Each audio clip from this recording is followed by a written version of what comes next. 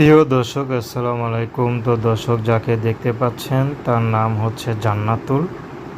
জান্নাতুলের বাবা মা কেউ নেই। জান্নাতুলের ঘরে খালা আছে। আসলে জান্নাতুলের মা যখন গর্ভবতী তখনই তার বাবা তাকে ছেড়ে চলে যায়।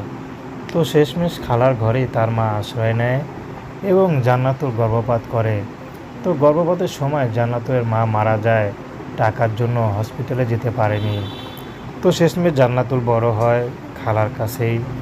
তো খালা তাকে এখন বিয়ে দিতে পারছে না, আসলে অভাবে সংসার। তো জান্নাতুল জীবনে অনেক কষ্ট, নিজের জীবনটা ঠিকমতো গুছাতে পারেনি। ভবিষ্যৎ কী হবে জান্নাতুল নিজেও জানে না। নদীর ঢেউয়ের মতো জান্নাতুল এপার থেকে ওপার শুধু বইছে।